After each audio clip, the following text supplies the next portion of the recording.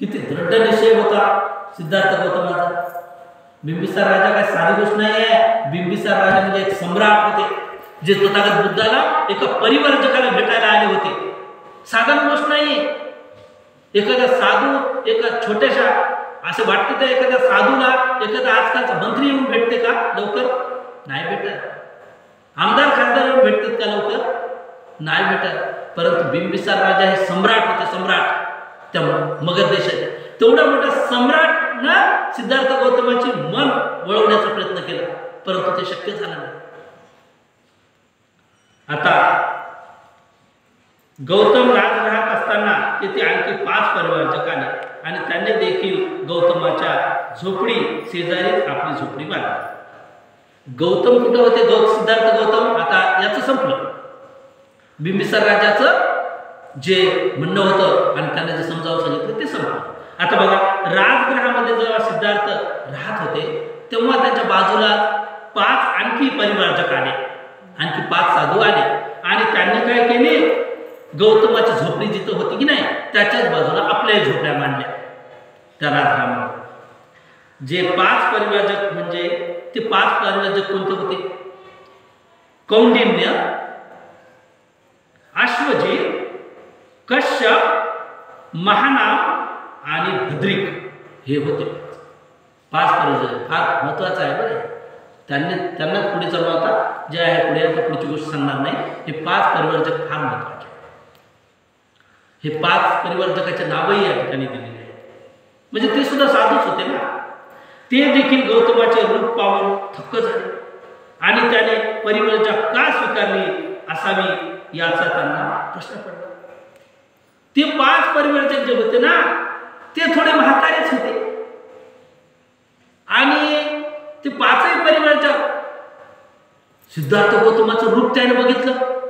अगदी तेजस्वी, राजाला खुलेल असं सम्राट जे होणार होता. साधारण गोष्ट आहे का? जे सम्राट होणार होता तो परिवर्तन झाला तर त्याचं रूप कसं असेल? दिसता क्षणी डोळ्यात भरण्याचं तसं रूप होतं सिद्धार्थ गौतमाचं. अगदी जबरदस्त डौलदार अशी बॉडी, चेहऱ्यावर असं सूर्याचं इतकं तेज असावं, एवढं सूर्याच्या तेज आहे एवढं त्यांच्या चेहऱ्यावर तेज असं त्यांचं होतं. किती वर्णन करावं त्यांचं. धडधाकड छाती, मोठमोठे कान आणि जे राजालाही लाजवेल असे त्यांचे विचार आणि त्याचा असा निश्चयपणा. याच्यामुळे ते 5 परिवारचे थक्क झाले यांचं रूप बघून आणि ते त्यांना प्रश्नच पडला, बाबा एवढा चांगला तरुण आणि यांनी कशामुळे परिवारच्या घेतली असेल बा, कशामुळं उगाच्या उगं घर सोडलं असेल बा. ते थक्क झाले 5 जण. राजा बिंबिसाराने त्याला याविषयी जसे विचारले तसेच त्यांनी विचारले. आता बिंबिसाराने जे विचारले ते 5 जण ते सुद्धा विचारले तसंच. आपल्याला परिवारच्या कोणत्या स्थितीत स्वीकारावी लागली हे जेव्हा त्यांना समजावून सांगितले तेव्हा ते म्हणाले, आम्ही त्याबद्दल ऐकले, परंतु तुम्ही निघून आल्यानंतर काय काय घडले हे तुम्हाला माहित आहे का? तुम्ही कपिलवस्तू सोडून आले, मग तिथं तुम्हाला काय घडलं हे तुम्हाला माहित आहे काय? असं हे 5 जण सिद्धार्थ गौतमाला म्हणत आहे. सिद्धार्थ म्हणाले नाही. नंतर त्यांनी त्याला सांगितले की त्याने कपिलवस्तू सोडल्यानंतर पोलियस युद्ध पुकारण्याविरुद्ध शाक्यांनी फार मोठी चळवळ केली. स्त्री पुरुषांनी, मुलामुलींनी निदर्शने केली आणि पोलिये हे आमचे भाऊ आहेत, भावाचे भावाविरुद्ध लढणे चूक आहे. सिद्धार्थ गौतमाच्या हद्दपारीचा विचार करा. आणि अशा प्रकारच्या घोषणांनी फलक हातात घेऊन त्याने मिरवणुका काढल्या. या चळवळीचा परिणाम असा झाला की शाक्य संघाला पुन्हा सभा बोलवावी लागली आणि या प्रश्नाचा फेरविचार करावा लागला. यावेळी कोलियासी समेट घडवून आणण्याच्या बाजूने बहुमत होते. काय घडलं बघा. हे 5 जण आधी विचारलं सिद्धार्थ गौतमाला, सिद्धार्थ तुम्ही घर का सोडलं? सिद्धार्थ गौतमाने सांगितलं मी घर सोडलं बा त्या झगड्यामुळं. खरं तर ते तात्कालिक कारण होतं, ते घर सोडणारच होते. परंतु तात्कालिक कारण काय घडलं? रोहिणी नदीचं पाणी, कोळी घ्यावं की शाक्य घ्यावं, या भांडणामुळे मला घर सोडावं लागलं. या 5 जणांना कोण सांगत आहे? सिद्धार्थ गौतम सांगत आहे. या रोहिणी नदीच्या झगड्यामुळं मला शाक्याने काय केलं? सजा दिली आणि घर मला सोडावं लागलं आणि मी परिवार जगून बाहेर आलो. असं सिद्धार्थ गौतमाने ते 5 साधूला सांगितलं. मग ते साधू काय म्हणाले? अरे रे, तुम्ही त्याच्यामुळे घर सोडलं आणि तुम्ही जेव्हा कपिलवस्तू सोडली, घर सोडलं, त्याच्यानंतर काय झालं हे तुम्हाला माहित आहे का? सिद्धार्थ गौतम म्हणाले नाही माहित. अहो, त्याच्यामुळं कपिलवस्तूमध्ये फार मोठं परिवर्तन झालं. तुम्ही आल्यानंतर युद्ध झालं का? नाही झालं. तुम्ही युद्धामुळे घर सोडलं, पण तुम्ही आल्यानंतर युद्ध नाही झालं कोलिया विरुद्ध. शाक्याचं आणि कोलियाचं युद्ध नाही झालं. का नाही झालं? कारण तुम्ही घर सोडल्यानंतर लोकांनी फार मोठे मोर्चे केले, फार मोठे आंदोलन केले आणि मोर्चामध्ये सगळे लोक म्हणू लागले कोली आमचे भाऊ आहे, बिलकुल आम्ही त्यांच्यासोबत युद्ध करणार नाही. आणि फार मोठे मोर्चे निघाले आणि समुदाय रोडवर बाहेर पडले की आपण कोलियासोबत युद्ध करायचंच नाही. गौतमाचा जे त्याग होता त्याला विसरू नका. युद्ध आहे कोणत्याही प्रकारचं त्याच्यामध्ये काय नाही, समाधान नाही. हे सगळे लोक, शाक्याचे लोक रस्त्यावर आले आणि त्याचा परिणाम असा झाला की शाक्य संघाला पुन्हा बैठक बोलावी लागली आणि या बैठकीमध्ये युद्ध करायचं नाही या बाजूने लोक होते आणि म्हणून युद्ध झालं नाही. असं ते 5 जण सिद्धार्थ गौतमाला म्हणत आहे. ते 5 परिवर्तक सिद्धार्थ गौतमाला म्हणत आहे की तुम्ही घर सोडल्यानंतर या घटना घडल्या, युद्ध झालं नाही. शाक्य आणि कोलियाचं रोहिणीच्या नदीच्या वरून युद्ध होणार होतं, ते झालं नाही. कोलियाशी शांततेच्या वाटाघाटी करण्याचे आपले दूत म्हणून 5 शाक्यांनी निवड करण्याचे संघाने ठरविले. कोलियाने जेव्हा हे ऐकले तेव्हा त्यांनाही फार आनंद झाला. त्याने शाक्यांच्या दूतांशी वाटाघाटी करण्याचे 5 कोलियाशी निवड केली. बघा किती शांततेचं मग त्या ठिकाणी झालं. सिद्धार्थ गौतम निघायच्या वेळेस परिस्थिती वेगळी होती, परंतु आता परिस्थिती वेगळी झाली. आता असं झाले की मग आता मीटिंग मध्ये ठरलं. आता सिद्धार्थ गौतम तर घर सोडून निघून आले, पण तिथं आता मीटिंग मध्ये असं झालं की आता आपण कोलियाशी युद्ध करायचं नाही. मग 5 जण आपण निवडायचे शांततेची वाटाघाटी करण्यासाठी, बोलण्यासाठी. कोलियासोबत 5 जणांची निवड झाली. हे जेव्हा कळलं कोलियाला, कोलिया देशातल्या लोकांना जेव्हा हे कळलं त्यांनाही आनंद झाला. अरे बरं झालं, युद्ध टळलं. शाक्य लोक नाही म्हणू लागले युद्ध करतो पाण्यामुळे. पण आता बरं झालं बा, सिद्धार्थ गौतम तर गेले, परंतु आता घर सोडून गेले, परंतु आता यांनी ठरवलं की युद्ध करायचं नाही. चांगली गोष्ट झाली, त्यांनाही आनंद झाला कोलियांना. अरे बरं झालं बा. मग त्यांनी 5 जणांची निवड केली आणि हे 10 जण झाले आता बोलण्यासाठी, फक्त समोर बोलण्यासाठी. दोन्ही बाजूंच्या दूतांनी सभा झाली आणि एक कायम स्वरूपाचे लवाद मंडळ नेमण्याविषयी त्यांच्यात एकमत झाले. रोहिणी नदीच्या पाण्याच्या वाटपाबाबतीतील प्रत्येक वाद मिटविण्याचा या मंडळाला अधिकार देण्यात आला आणि त्यांनी एक मंडळ स्थापित केलं. त्या मंडळाला अधिकार दिला की रोहिणी नदीचं पाणी कोणत्या टाइमला कोण घ्यावं, कोणत्या टाइमला शाक्य घ्यावं तर कोणत्या टाइमला कोलिया घ्यावं, हे या मंडळावर नाही. आणि त्याने मंडळ तसं स्थापित केलं. खूप चांगली गोष्ट झाली. शांततेचं सगळी बाब झाली. हे यांनी 5 लोक निवडले, त्यांनी 5 लोक निवडले, मंडळ बोलावलं, मंडळ बनवलं आणि मंडळाला अधिकार दिले आणि मस्त शांततेनं करायचं बा. तुम्ही थोडं काही पाणी घ्या शेतीला, रोहिणी नदीचे, आम्ही पाणी घेतो शेतीला, काही प्रॉब्लेम मिटला सगळं. आणि त्याचा निर्णय दोन्ही बाजूला बंधनकारक ठरवण्यात आले. त्यामुळे भेडसावणाऱ्या युद्धाचा शेवट शांततेत झाला. सगळ्यांना भेडसावू लागले युद्ध, परंतु शेवटी शांततेत त्याचा परिणाम झाला. शेवट त्याचा शांततेत झाला. हे कोण सांगत आहे? हे 5 परिव्राजक घर सोडून आलेल्या सिद्धार्थाला सांगत आहेत की तुम्ही आल्यानंतर काय काय घडलं घरी ते सांगा. कपिलवस्तू येथे काय घडले हे गौतमाला सांगितल्यानंतर ते परिवर्जक म्हणाले, आता यापुढे तुम्ही परिवर्जक म्हणून राहण्याची आवश्यकता नाही. मग तुम्ही घरी जाऊन आपल्या कुटुंबाबरोबर का राहत नाही? सिद्धार्थ म्हणाला ही शुभ वार्ता ऐकून मला फार आनंद झाला. हा माझा विजय आहे. परंतु मी घरी जाणार नाही. मी जाता कामा नये. यापुढे मी परिवर्जकच राहिले पाहिजे. बघा आता सिद्धार्थ गौतमानं काय उत्तर दिलं त्या 5 जणांना? वा वा वा, छान झालं. मला ते माहित नव्हतं. युद्ध मिटलं, मी आल्यानंतर युद्ध मिटलं, चांगली गोष्ट झाली. युद्ध मिटलं आणि हे ऐकून मला फारच आनंद झाला. असं सिद्धार्थ गौतम त्या 5 जणांना म्हणत आहे. परंतु मला असं वाटत आहे की हा माझा विजय आहे. बरोबर आहे, हे माझा विजय आहे. हे माझं केलेलं काम सिद्धीच पार पडलं, चांगली गोष्ट झाली. मी आल्यामुळे युद्धही टळलं. हे शांततेची वार्ता ऐकून मला फारच बरं वाटलं. परंतु मी घरी जाणे योग्य मला वाटत नाही. कारण का म्हणले? हे 5 जण म्हणले युद्ध तर मिटलं, मग आता तुम्ही घर सोडण्याची गरज नाही. युद्धामुळे तुम्ही घर सोडलं ना बाबा, मग युद्ध तर तिकडे मिटलं, आता तुम्ही घरी गेलं तर तुम्हाला कोणीच काय मिळणार नाही. कोणी काय करू शकत नाही. युद्ध मिटलं, त्याच्यामुळे घरी तुम्ही कधीही जाऊ शकता.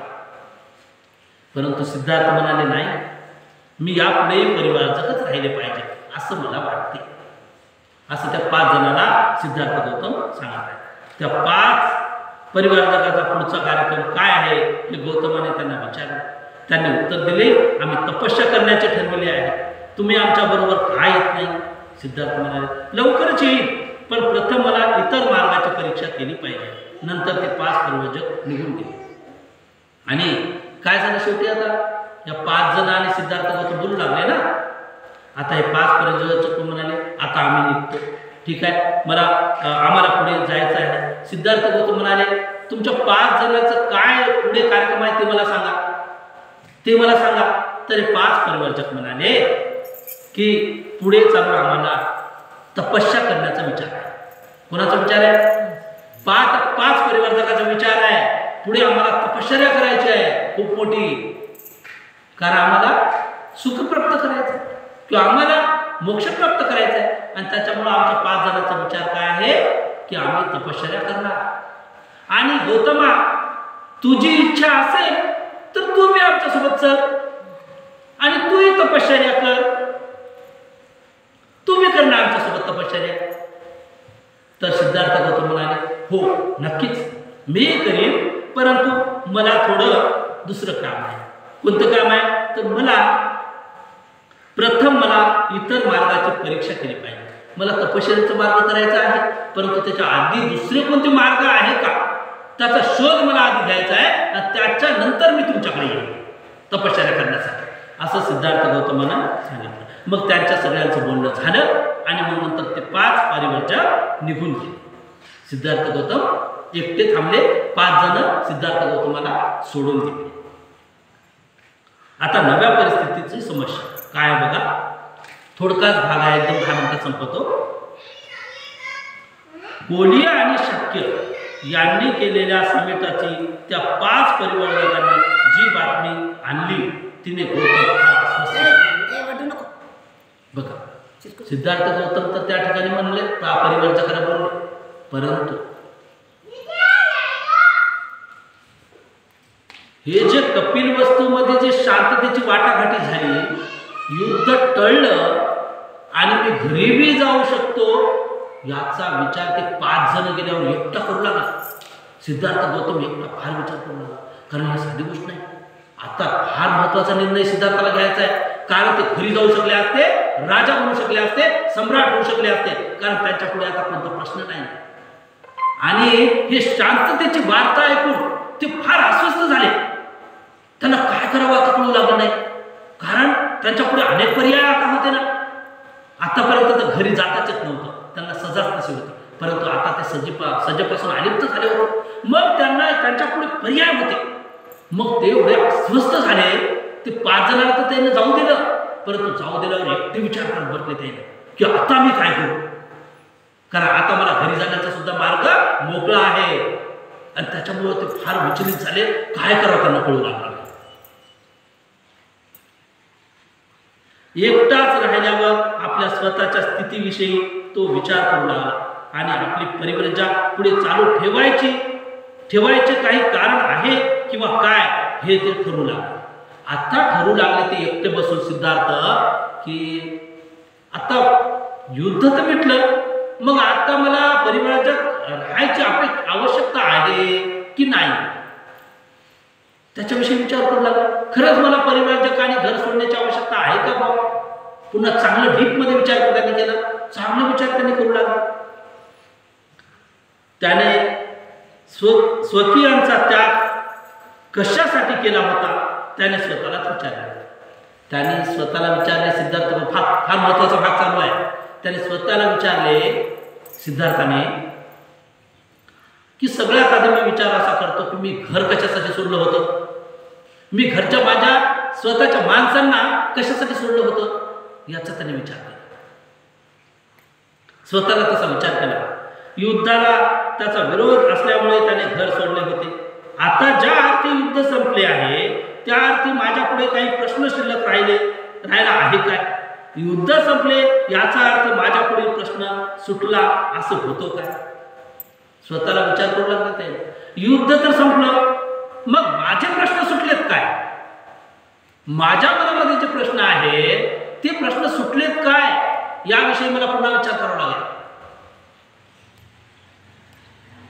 खोल विचार केल्यावर तो सुटला नाही असे त्याला वाटलं. लय विचार केल्यावर त्याला वाटलं कोलिया आणि शाक्याचे युद्ध संपलं, परंतु ते युद्ध संपल्यावर माझा प्रश्न नाही सुटला. माझा प्रश्न सुटला नाही, माझा प्रश्न त्याच्याही पुढचा आहे. शाक्य आणि कोलियाचं युद्ध संपलं म्हणून काय झालं? माझे प्रश्न कायम आहेत. मी घर कशासाठी सोडलं त्याचा त्याने विचार करणार.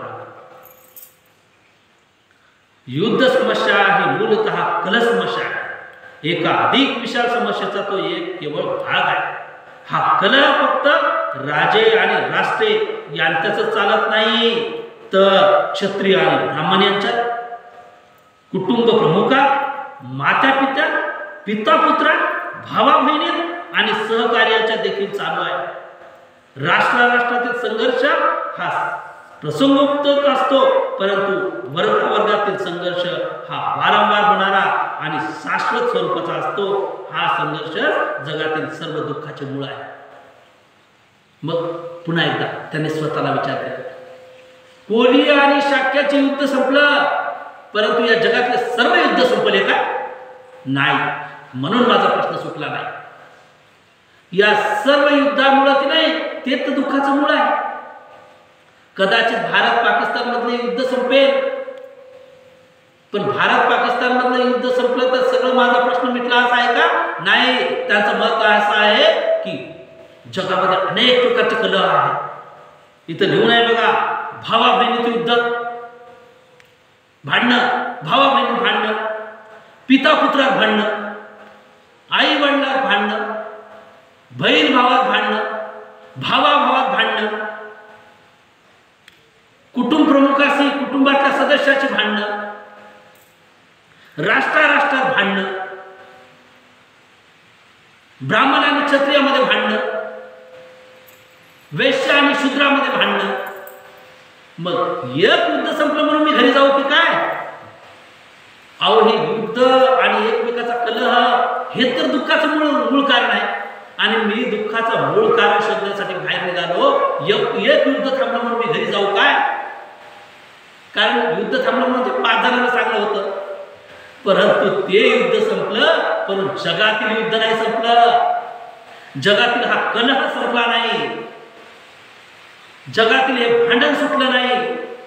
जगातील या भांडणामुळं, या लोभामुळं, या तिरस्कारामुळं, या द्वेषामुळं जे दुःख निर्माण होते ना, हे दुःख संपलं नाही.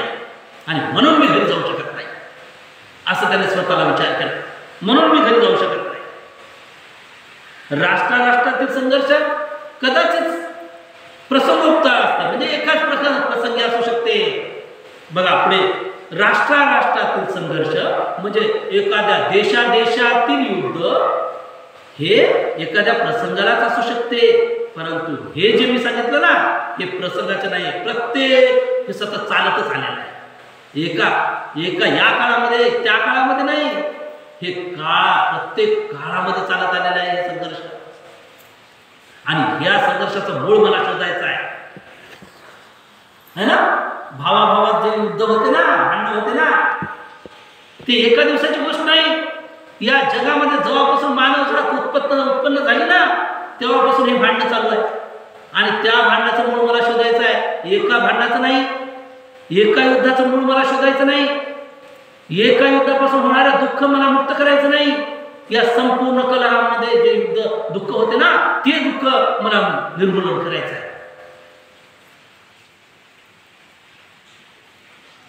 युद्धामुळे मी घर सोडले हे खरे, पण शाक्य व कोल्हे यांच्यातील युद्ध संपले तरी मी घरी जाऊ शकत नाही. मला आता असे दिसून येते की माझ्या पुढील समस्येचे विशाल रूप धारण केले आहे.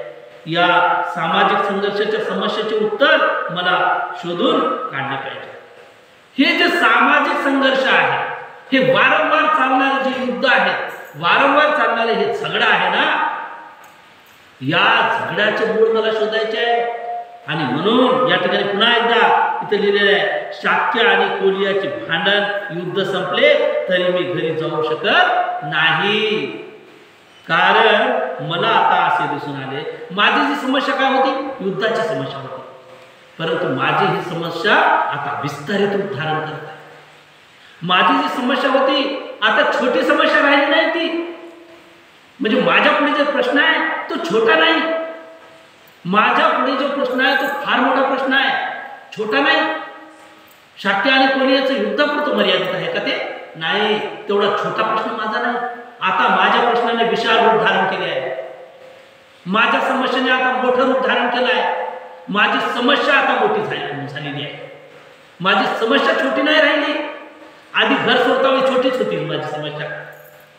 मी जेव्हा घर सोडलो ना तेव्हा माझी छोटी समस्या होती, ते म्हणजे युद्ध झालं आणि युद्धाचा मी नकार दिल्यामुळे की नाही, त्या युद्धाला नकार दिल्यामुळे मला घर सोडावं लागलं. हे छोटी समस्या माझ्याकडे होती, परंतु आता माझी समस्येनं विशाल रूप धारण केलं आहे.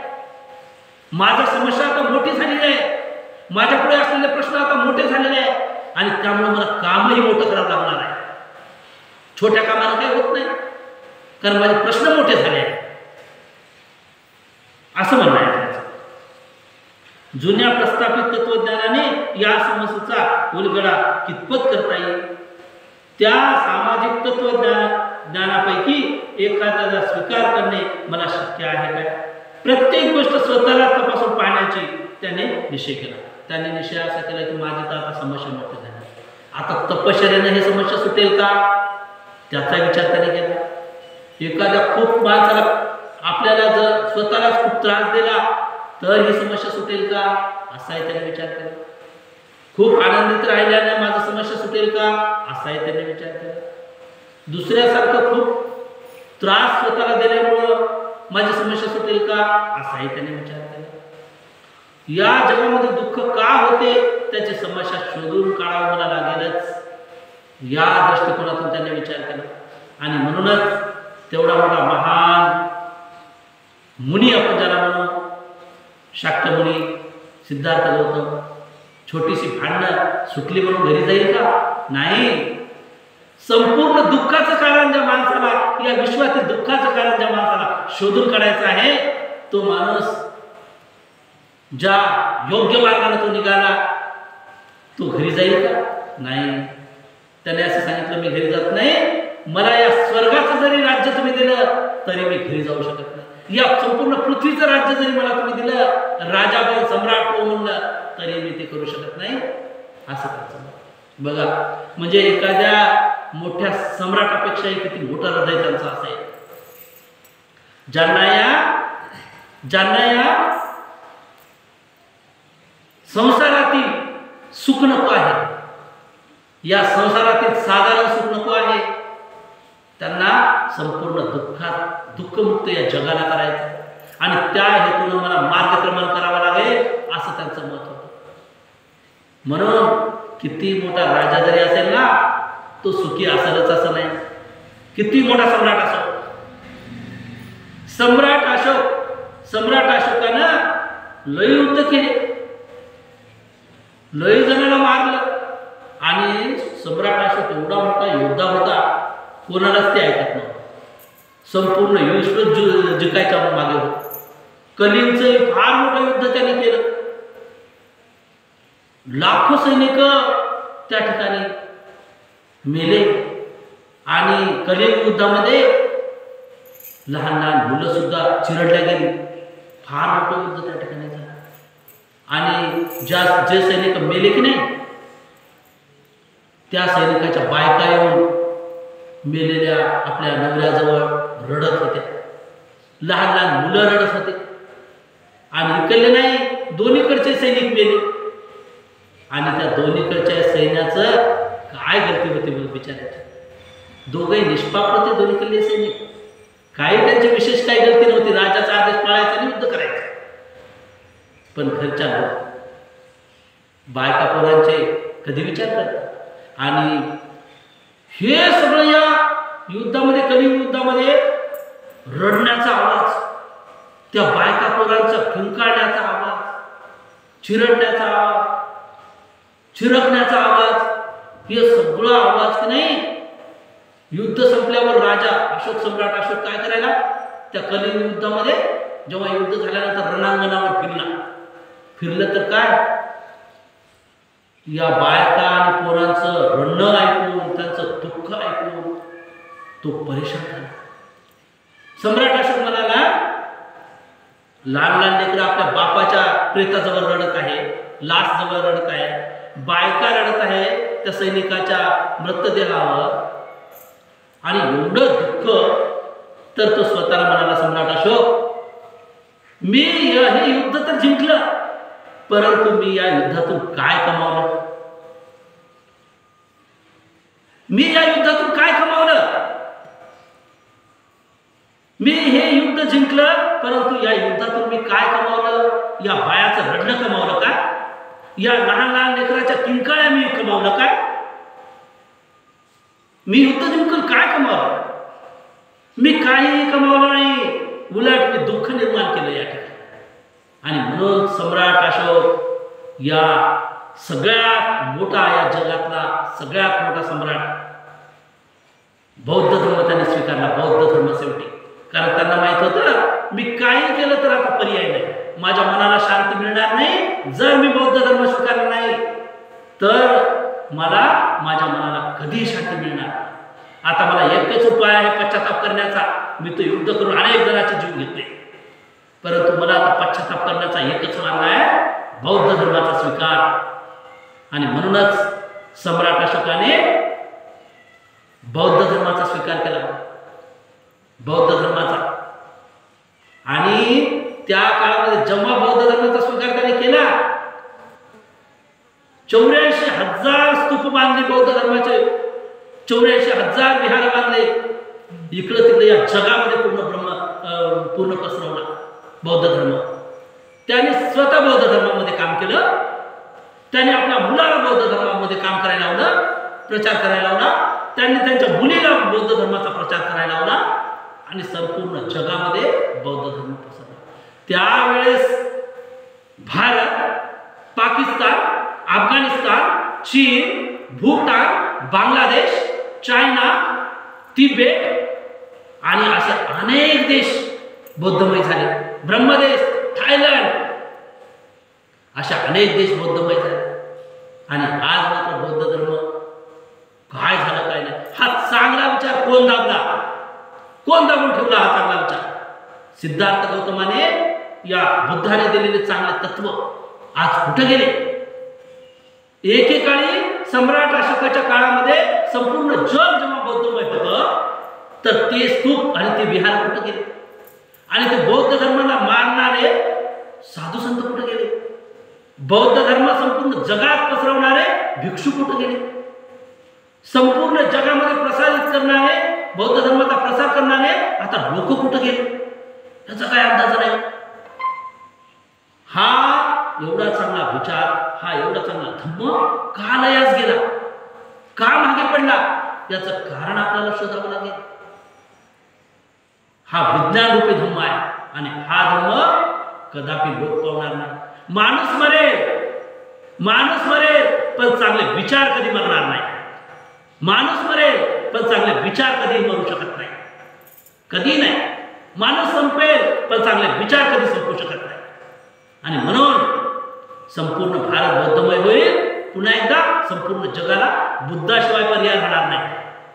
बुद्धाशिवाय आज एकमेकावर अणुबॉम्ब टाकायचा आहे इच्छित आहे. भारत, पाकिस्तान, तिकडं युक्रेन, रशिया, इकडं उत्तर अमेरिका, त्याच्यानंतर ते दुसरे देश, किती जणांमध्ये युद्ध चालू आहे.